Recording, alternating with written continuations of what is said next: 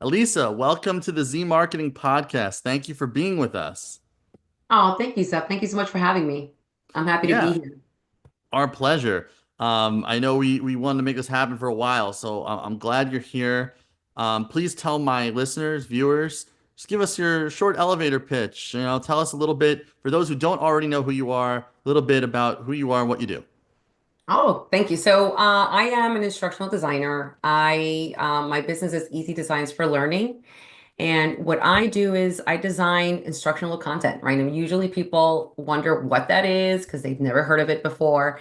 And I am a training developer. So anything it helps people learn those complex concepts and being able to simplify them and helping them kind of get that aha moment.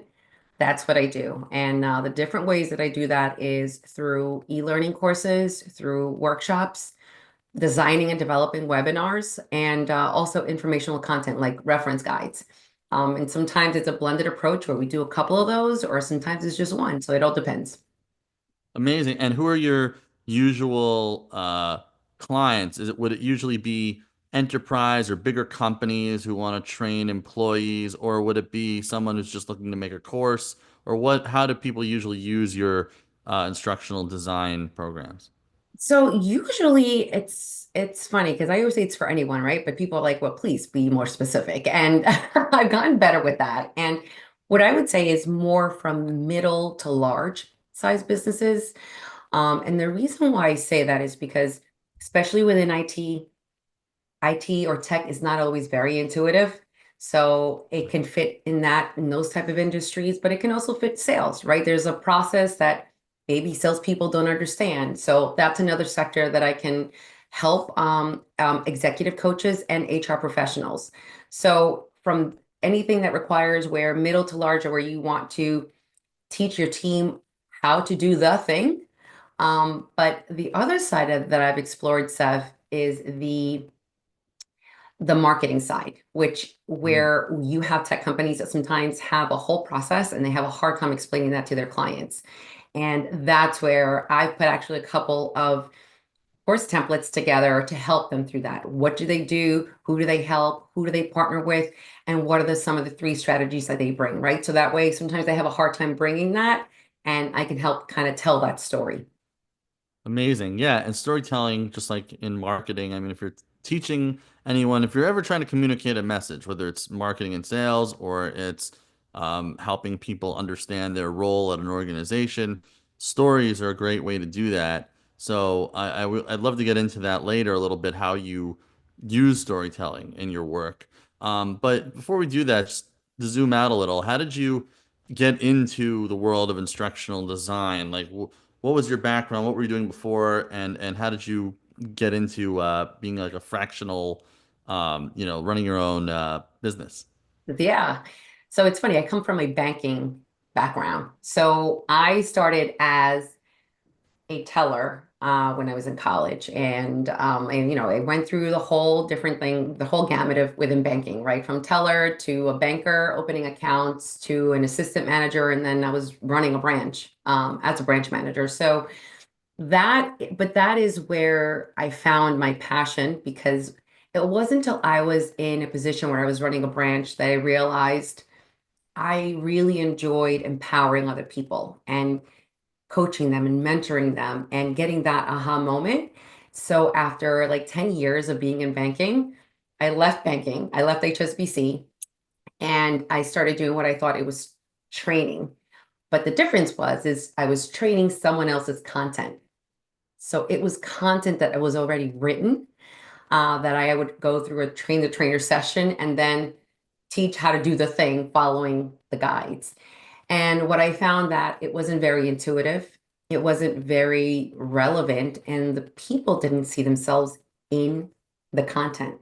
And what I found myself doing was bridging a lot of those gaps by creating cheat sheets and things like that. So that's when I took a step back and I said, okay, let me reevaluate and reassess here. And I learned that what I wanted to do really was to design the thing that I was training to. So I discovered that it was instructional design. And after doing contractual work at that time, so 10 years of banking, 8 years of contractual work, I found instructional design, and then I was doing contractual work as an instructional designer for a few years.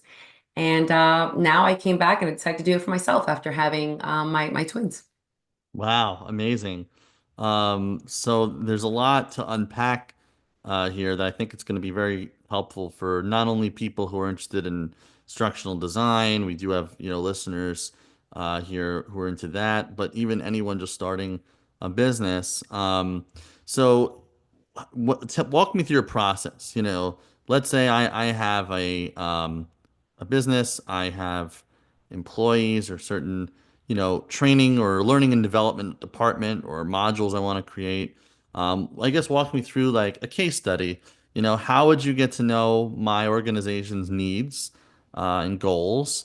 And then how do you create programs that engage and have people achieve what you call those aha moments, or unlock kind of a clarity, and really hit their goals? Like how do you basically, walk us through your learning and development instructional design process? So what I found when I went back for my training, so I did a certification with ATD to discover more about instructional design. The funny thing is that there's two different types of people that find instructional design, right? There's those who are accidental and those who are intentional, right? I was the accidental instructional designer that I was already designing without knowing what I was doing. So when I went to get my certification, I By the way, realized sorry, I think that should still be your title or something, the accidental instructional designer. accidental, right? Yeah. I'm the accidental instructional designer. Yeah. And it's funny because now, believe it or not, the trends have shifted from accidental to intentional because there's a lot of a huge influx of teachers now that are leaving the teaching environment and going into intentional instructional design. But being the accidental instructional designer, what I found was getting that aha moment. And then once I went through the certification, I realized that there's frameworks, right? There's the SAM model, there's the ADDIE model, all these different adult learning methodologies that people adopt. And the one that I found that I think is by far the most commonly used is the ADDIE. And that's the approach that I try to take. And usually I mix it depending on what the scope may be or the client. But the ADDIE model is the right? It's where the ADDIE. So A is the analysis, D is the design, then is the development, then is the I, which is the implementation part of the project, and then E is the evaluation, right? Did it work? Did it not work? Are the learners, understanding it? Or are we evaluating where we now have to make maybe additional changes?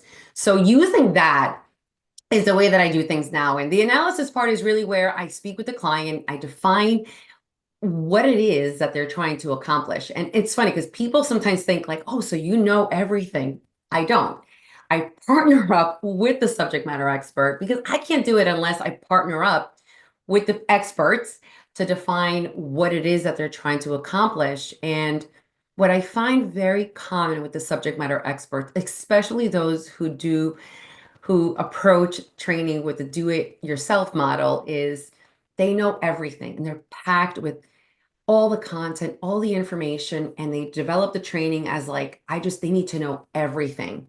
So when I walk in to a conversation with the subject matter expert and the stakeholders, I usually ask like what it is that they need to know and what it is that is the nice to know. Hmm. And that's where Priority.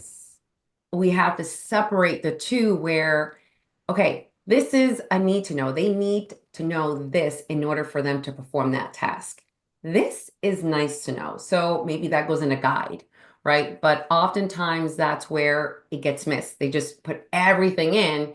So that subject matter expert is it's a piece of equipment within supply chain is the mechanic, it's the technician, right? If it's a software, is the person who knows, like the subject matter expert in this case is the IT person that might know the software best, right? So I'll partner up with them to understand what's that workflow that we're trying to accomplish. It could in Salesforce, for example, it's what's that workflow, right? How do we add the products to those opportunities, and how do they use this software in the system, and how is it relevant to them? So that's usually where the one of the two things, the need and the nice, and actually the third one is the relevancy. Do they see themselves in the content? Because oftentimes training, when you get that, like, oh, another course, Hmm. another training, oh, it's because of that. The learner or the audience, they don't see themselves in it. It's not relevant. It doesn't solve what I do day to day. It's just talking to me. It's telling me what to do, but Like an how? instruction, like a dry instruction manual, Yes, not yes, empathizing with like what's my actual experience in on the job. yes. For example, for sales, right? It has to be relevant. Here's a situation that resonates with you that you might face on a day-to-day basis.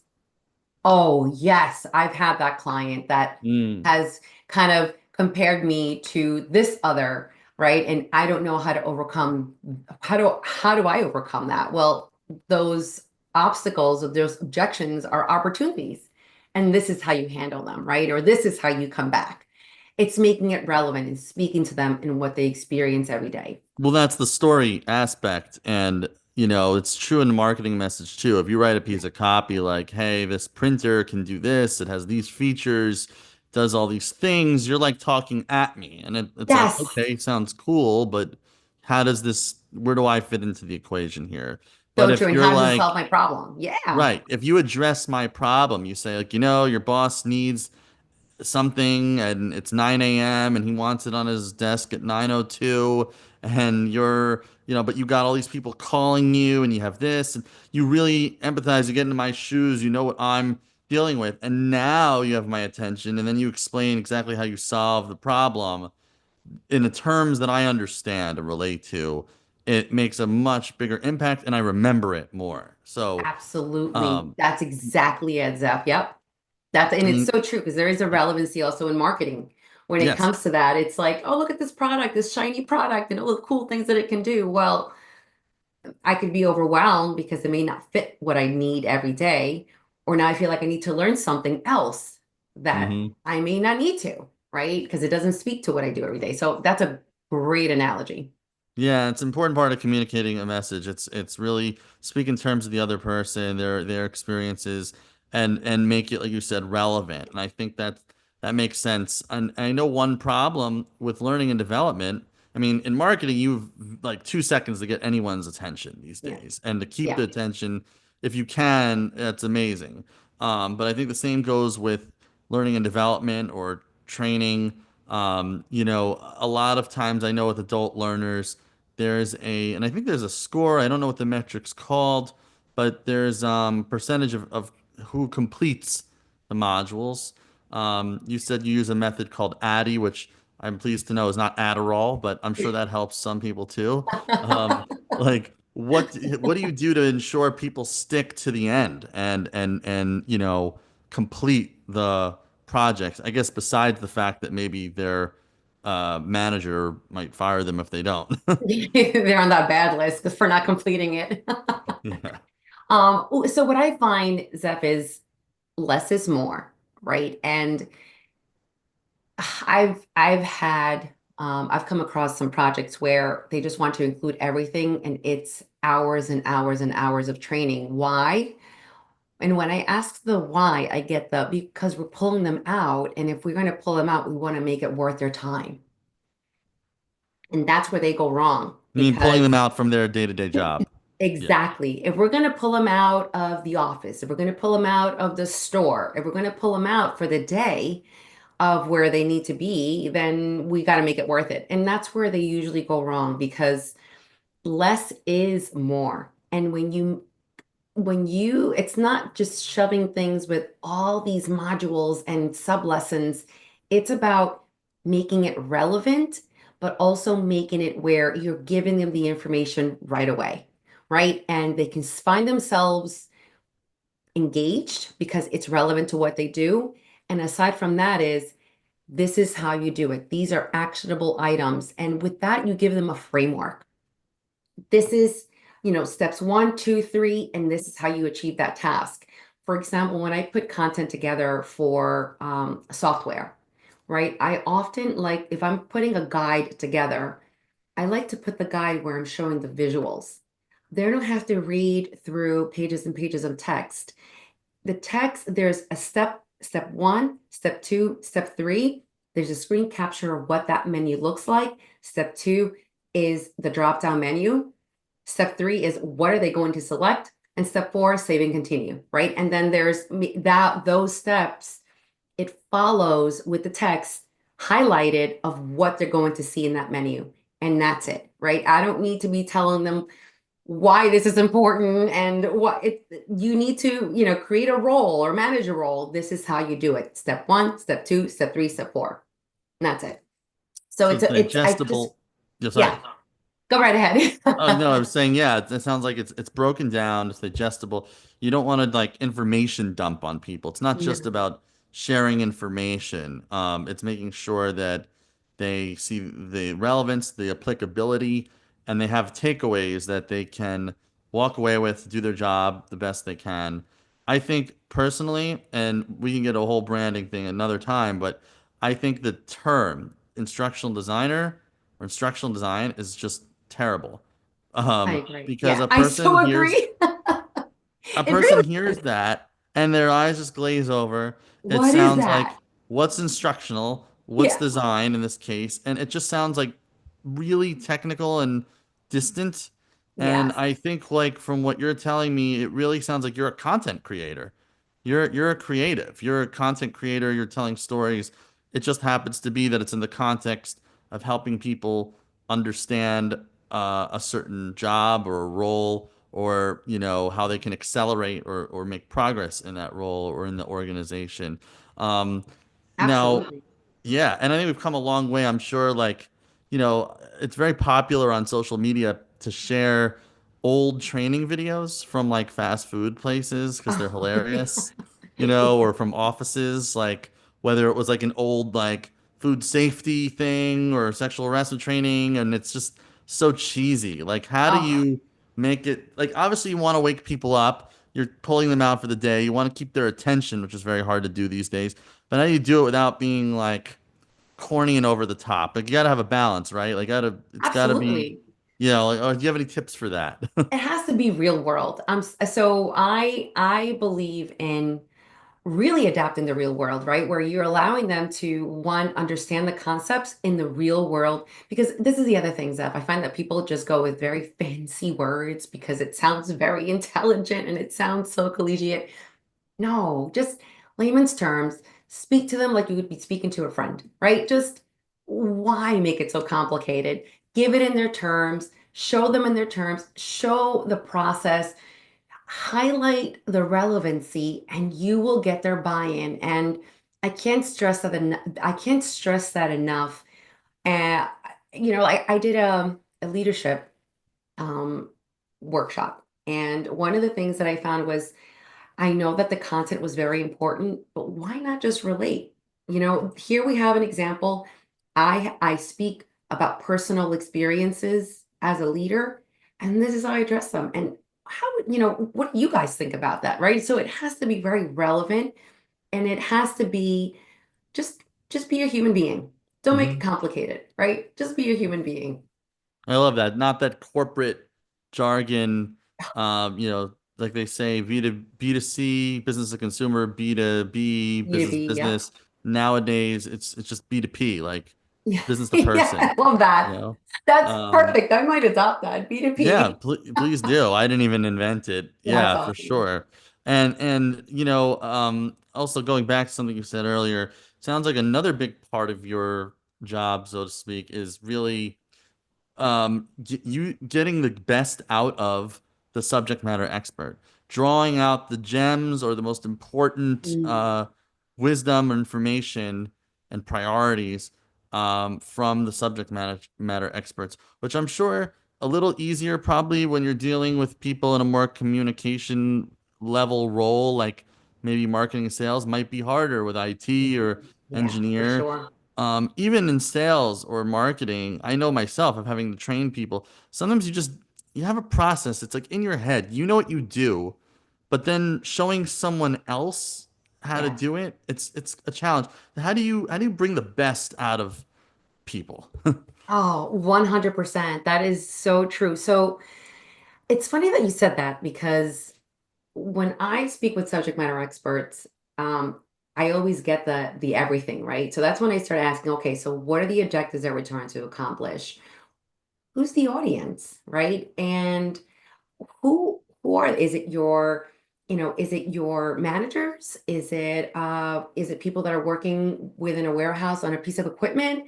Who's the audience? Who are the end users of this software, right? And um that's another thing that I have where it's like software companies don't have enough of that training, and that when they do the integrations is just a kiss and a prayer, and I hope everything works Mhm. out. But it's who's the end users need to be understood. So oftentimes I will ask those questions of the subject matter experts, but I'll also have a conversation with the end users or who are or the learners, the audience, So who it's because for? yes, yes, who this training is going to be for, because a good amount of the times they'll see it from a manager or a subject matter expert where you speak with the audience or the learners, and it's a very different picture sometimes than what the subject matter experts think they might need.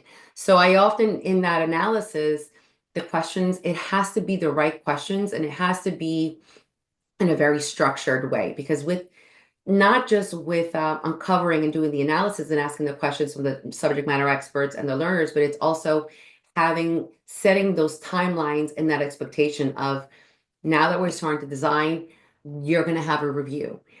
The review you have, first review and edit, second review and edits, third review and edits, and that's where there's that process, right? So it's the analysis of getting the information from the subject matter expert, the objectives, the audience, what are the hurdles, what are they finding, what are you trying to accomplish, what does the vision look for you, the right vision look like for you, and then it's also interviewing the learners, and sometimes that's in person, sometimes that's through surveys, getting that feedback from them.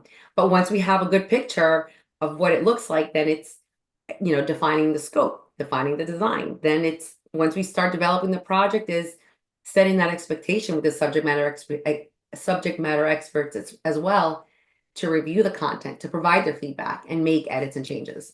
For sure, yeah, and depending on the organization, yeah, sometimes the C-suite has a very different picture of what things should be than the person on the line, or in the warehouse or something.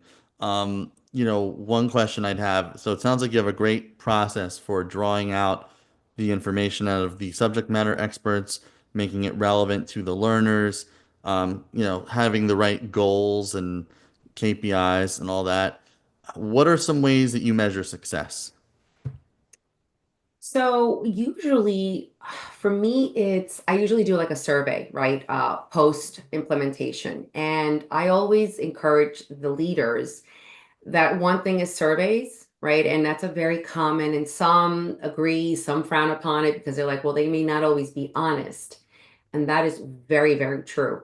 And that's why I think that evaluation should be not just done in one metric. I think it should be in several different, right? Where it's also speaking with the management, with the leaders, and saying, do you see a change? Do you see a difference, right? Sometimes it's also the peers. Are you seeing changes in the behaviors? Are you finding that maybe there are less mistakes? So I think it's through a survey. I think it's through management. I think it's through peers. And it also depends what the project may be, right? If it's a matter of getting a 5-star review, you will see that, right? If you have your project managers, and if you're seeing a shift in the 5-star review from like a 2 to a 5-star, then you know it's working. Hmm. But there's different ways to evaluate them if it's not about a 5-star review. Would you say it's because when it spills over basically like when you improve the culture, and I've had a few conversations on this show about that. I think that when you have a good culture, it gets passed on to the customer. Like the customer can feel it. There's a better Yes. experience with the end user, the client, the customer, when there's good processes and a good culture in the organization. Is that what you Absolutely. mean by it? Yeah. Yes, yes. And that's so, and it's having a good culture in the organization, but also getting the feedback from um, different people, right? Where it's not just a cultural thing, whether it's sitting well with the industry or the company, but it's evaluating and it's assessing the effectiveness of this course or of this training in different levels. And it also depends on the project. For example, if we're doing a system integration, it's a matter of, are we using the system correctly? Right? Are there less questions? And if we are, we're going to give them the resources for them to find those questions when they do. If it's a matter of a training that we're doing to improve a five-star review, then you're going to see that in this five-star review. But if it's also a matter of maybe it's a supply chain, it's a piece of equipment that we are incorporating, then that is something that you can one send out a survey, but you can also evaluate that through the managers on that line who are the technicians. We're seeing less errors, we're seeing less mistakes, or they're using this piece of equipment correctly. Us certifying them and using the training is working because we're getting them certified and there's less errors and less mistakes or less troubleshooting in this piece of equipment that we're using. So it all depends. Excellent. Yeah, of course. There are many different variables. And actually, as you're speaking, I thought of, I'm sure your ideal clients already have a robust learning and development department. They have a learning forward approach. But I don't know, maybe that's not true for every organization you work with. What are things that companies can do to like encourage a learning and development culture? Because I think it's so important. Not only is it valuable for the employees, because the number one non-financial reason I know that for turnover is feeling that they can grow with the organization, that they're going to, improve in their skills and everything else, but also like for the company, it saves money to reduce turnover. It also, if you have an employee and they're great, you want them to do more and get better at more things. So like, Yes. how can you encourage that in the environment?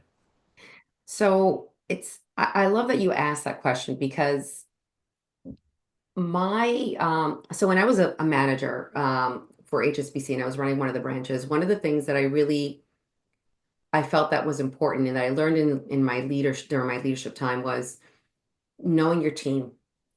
I made it a point to no matter what, they had 20 minutes of my time on a week to week basis where we had a coaching session. And when I say coaching session, it was really just a way for us to connect, um, find out where they were, where do they want to go, and how can I help them propel to get there. And it was more about getting to know them as a person, right? So if I had someone that was in there, my goal is to be here and it's to eventually get promoted. Or my goal is, you know what, I've been here for 25, 30 years and I just want to retire, and that's okay. But without me knowing what made them tick, it I I couldn't shift that learning curve for them or that training path for them according to their skill set and to their right to what made them tick. So I needed to know what motivates them and why they were there so that I could create that path for them, right? And I was able to use different skills. Let's say the person that did not want to go through a promotion, hey, that person had 30 years on me in that company. They had a significant advantage that I did not have. They had trust from the people in that would come into the branch, and they would much rather talk to Dale than they would talk to me, right? So that was very impactful. So I would say get to know your team.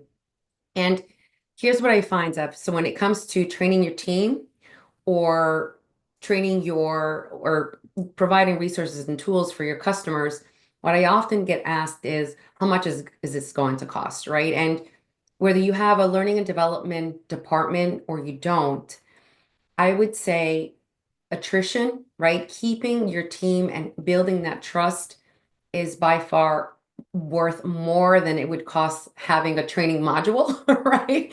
Investing in training, having Hmm. someone, because this is the thing. People think, well, I'd rather save money in training. Well, now you're risking people leaving and you having to rehire and train and onboard someone new, which is that much more costly. So Much you're more. thinking you're saving money by not helping your team propel to the next level and giving them training. You think that you're saving money by not giving them that, but now you're spending more because now the person is leaving and you're left with hiring someone new, which requires resources and interviewing, right? And then onboarding them and then retraining them. So you're not saving, you're spending more. And then to those who think that it's a lot easier to just integrate new systems, I got recently, I had a stakeholder recently say, well, how much is this going to cost? Well, how much is it going to cost for you to integrate a new system when you're not giving the tools and resources for people to figure it out? What if they're like, oh, he'll just YouTube it, you know? Yeah. And it's like, no, because you have exactly, the system integration, the workflow is not always going to be found on YouTube, right? Especially if you have unique processes in your Process company. exactly, exactly. So now guess what? The new piece of software that you just created for your client becomes a shelf software because it's not being used properly. And guess what? It's easier for them just to say this doesn't work. And they'll just keep using the old technology and not using the new one Ex- because or they just continue to use spreadsheets what was because that episode? I don't know, I'm sure you watched The Office. There I was do.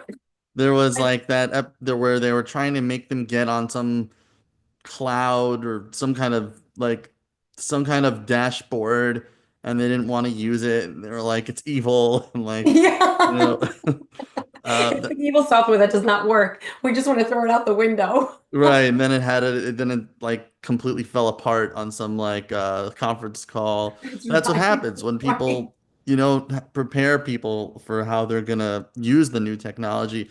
And I think this is a good segue into my next question, which is, what are some trends you're seeing in learning and development?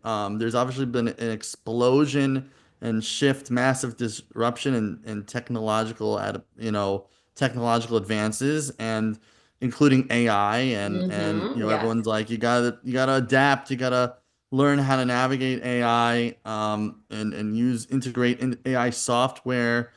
So what are some trends and how are people approaching AI and other technological changes? So that's a very good question, Seth, because AI is like the new sexy, right? Like everybody wants it, everybody uses it. And that's great because I truly believe that AI is here and it's here to stay. So we can't shy away from it either and be like it doesn't exist, right? It does, but I also believe that some people were like, at first they were like, it's going to replace us. Please.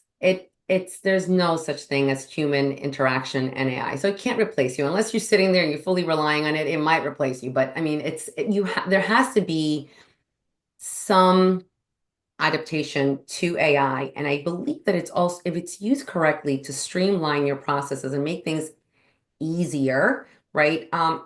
It's great. For example, and I'll give you an example of that. Tim Slade, he runs an e-learning academy, and he brought up one of the most robust ways that I've seen AI, one of the many that can be used, which is interviewing, right? When you're interviewing, and sometimes that's even helpful for me when I'm practicing or preparing for a discovery call. It's in an industry that maybe I haven't. Tell me a little bit more about this industry and give me tough questions for me to answer to. And the same way could be used in interviewing, right? Your interviewing skills, especially for those instructional designers shifting from teaching into instructional design when they're preparing for an interview, that's a great tool to use to practice your interviewing skills. If there's a tough question, you can answer it and then it gives you feedback. Did you answer it well or not? This is like a robot interviewer or like an avatar? Yeah, if you use the ChatGPT, the speech feature, where you Okay, can talk to it and it talks right back to you based on your answers, that is a cool. very cool way to use AI because I was like, this is great. Interviewing skills, great, 100%, right? Yeah. Um, But another way that I have seen, aside from AI, that I've seen tools being used in e-learning, I believe it's one of the things that I get asked a lot is TikTok videos. Is there any way that we can implement TikTok videos into e-learning? And that I think it's a great idea because it's short. And when I say Yeah. TikTok, it doesn't have to be necessarily on the TikTok platform, but TikTok is short, sweet, Like and quick reels, to this the is the way, point. especially Gen Z Yes. people learn now. Even parenting, we want to know. I mean, my wife and The same I point. probably Yeah. learn more from Instagram and TikTok videos than a lot of different parenting books and people, out Yes, there. absolutely 100%. And 100 and that what I've done is I've seen where it gets integrated into e-learning courses, right? So I had a swim school that I was working with, and they said, you know what, we want to do something where we're giving them micro courses, quick and short, on how to care for their skin. And I was like, that's a great idea. We'll do TikTok videos, we incorporate them into micro courses, and it's a great way for them how to take care of their skin when they're instructing, when to take a break, and when they do take a break, what to do, best practices, things of that sort. I think it's very helpful. It's informational, it's quick, it's short, and it's very trendy. So, and those are good. Like if it's a little bit more complex, maybe not, but for short and quick things like that, I think it's a great idea. So real style, TikTok style, like bite-sized, snackable, kind of short form video content is being more incorporated into learning and development programs. That makes a lot of sense, I think. Absolutely. And the difference is here, I'm not saying that should be for all, right? Like for example, if you're going to create a course or some sort of training around effective communication or performance evaluations, probably not. Maybe we need a little bit something because that's a little bit lengthier. But if it's best practices, absolutely. Yeah. And I think you've answered. I had one question about how organizations should approach learning. And I think you've made clear how they should look at it as a really good long-term investment in their business and in their people. A couple quick questions before we close. One, you mentioned you have twins. As a relatively new parent myself, I'm just curious, has your parenting influenced how you create curriculums or how you approach instructional design? That's an awesome question. So, you know what? It has because oftentimes I'll see my daughter come, and now I have an older daughter who's in 10th, and she's a 10-year-old and she's in fourth grade, and my twins are now 7 and they're in first grade. And one of the things that I find is we know that, especially with math, and there's a lot more steps in just getting an answer, right? Like it used to be, you know, you just add two components and you get an answer. Now it's like it's broken down into 3 to 4 steps just to get Is this that like same Common answer. Core stuff? Yes. You said it. Exactly. Exactly. And seeing the proof that less is more, it reassures me that yeah, I mean it's we don't need more steps. We don't need to complicate things. And now when I design content, I keep that in mind because I see how that plays, especially in young kids. And so when I do create content now, I keep that in mind where let's get to the point, let's get them what they need, and let's make it where it's relevant to what they do every day. And that's So, that's that's a really great insight. And the same goes for marketing. A lot of times, I'll have a client and I try to pretend I'm a customer. I want to go through the checkout process if I'm buying something off their website or what it's like if I have to book a call. And if there's too many steps, I have to click too many things. I have to have too many discoveries and strategy oh, calls and too many forms to fill out. And there's just too many things. People are gonna bounce oh and yeah.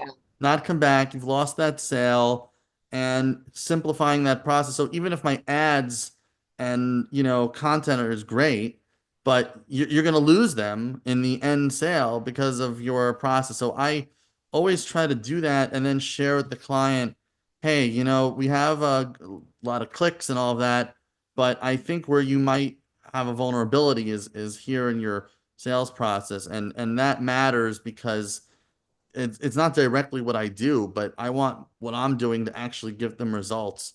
So yeah, less is more. Totally true. 100%. But it has to be, I love that you said that because you're bringing the point back to being intuitive, right? And that plays in marketing, whether it's a website, whether even if it's a commercial, Zeph. Like sometimes I'll see commercials and they'll end it. I'm like, what was the point of that? Yeah, what was that? Yeah. It was a bunch of flashy images and graphics. What was the point of this commercial? And I asked my husband, like, did you get that one? He goes, no. Hmm. It's a Right? bad So ad. it's very intuitive and relevant. 100%. Yes. Yeah, you don't want to make it too cumbersome, especially today where our attention is so fragmented and there's so many options. We don't need to stick, you know. No, no. And Um, and the one of the things that I see a lot in with instructional designers is they get flashy. Like it's all these flashy tools, right? And that can be overwhelming. Let's keep simplicity. yes, couldn't agree more. So tell us what's next for your business, and where can people find you to learn more? So, easy designs for learning. Right now, we're working on a couple of workshops and a couple of speaking engagements coming up. So, you will find me. We're having one on May 16th. It's going to be it's the coaching platform. I'm gonna actually we'll put it in the comments, but I have the link. And then you can also find me on LinkedIn. So I try to post a lot of relevant content where it's more, we talk about storytelling and content and why training is important. And sometimes I'll even throw a couple of freebies in there that a framework that people can use when they are looking to implement informational content into their company with their teams. So you can certainly find me on LinkedIn. And yep, on the speaking engagement later this month on May 16th. Awesome. I hope this is up before that May 16th thing, but if not, they'll find you on LinkedIn and I'll put some links in the show notes where they can learn more about your courses and your different offerings. Elisa, thank you so much for doing this. Really appreciate it, and I know that you gave a lot of valuable insights to my listeners and viewers. Oh, thank you so much, Seth, for having me. Oh, by the way, the information is it's International Coaching Week, May 16th. I'll have it on my profile. It's from nine, it's the show runs long, but it's at 10:15 in the morning that we'll be speaking and it's a panel. So Oh, it'll be a cool. ton of fun because it's myself with two other entrepreneurs in different we both had different the three of us have different businesses, but it's all about how that shift into that entrepreneurial path, but having our previous roles in what we used to do. Mhm. So you'll find a little bit more on there. It's going to be a spicy chat, so it'll be fun. Oh, nice. Spicy. And if is it also going to be recorded? Would people be able to find the recording as well if they can't attend live?